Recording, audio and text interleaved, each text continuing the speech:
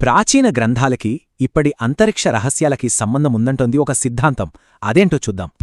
సైంటిస్టులకి space నుంచి కొన్ని radio signals వస్తున్నాయి. ఒకటి కాదు, రెండు కాదు, ఏకంగా 94 కాంతి సంవత్సరాల దూరం నుంచి. అసలు ఎవరు పంపుతున్నారు ఈ మెసేజులు? వాటి అర్థమేంటి?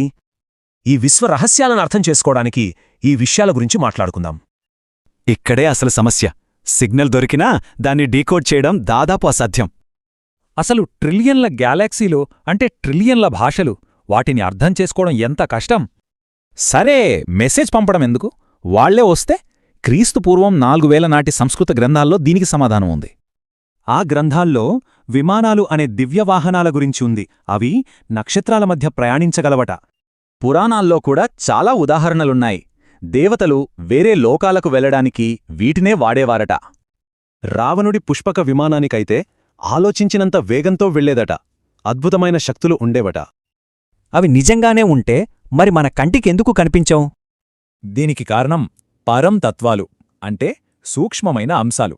వాటితోనే ఈ విమానాలు తయారయ్యాయట. ఈ సూక్ష్మతత్వాలు ఎంత ఎక్కువగా ఉంటే ఆ విమానం వేగం అంతగా పెరుగుతుంది, ఊహకి కూడా అందనంతగా. అదే 100% సూక్ష్మతత్వాలతో ఉంటే మనోవేగంతో ప్రయాణిస్తుందన్నమాట. క్షణాల్లో విశ్వాలు దాటేస్తుంది. అయితే ఈ కనిపించని విమానాలు భూవాతావరణంలోకి ఎంటర్ అయినప్పుడు మాత్రం కనిపించొచ్చు.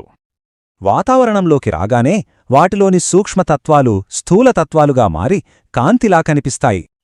మళ్లీ వేగం పెంచగానే ఆ స్థూల తత్వాలు సూక్ష్మంగా మారిపోయి అవి మాయమైపోతాయి. ఇప్పుడు చివరి పాయింట్కి వద్దాం. ఇది విశ్వంలో కమ్యూనికేషన్ ఎంత కష్టమో చెబుతుంది. ఉదాహరణకి 2000 కాంతి సంవత్సరాల దూరంలో ఉన్న గ్రహానికి సిగ్నల్ చేరాలంటే 2000 ఏళ్లు పడుతుంది.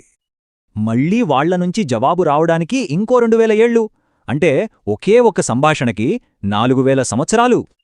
అంటే ఈరోజు మనకేదైనా సందేశం వస్తే దాన్ని పంపినవాళ్లు 4000 ఏళ్ల క్రితం వాళ్లన్నమాట. వాళ్ళింకా ఉన్నారా?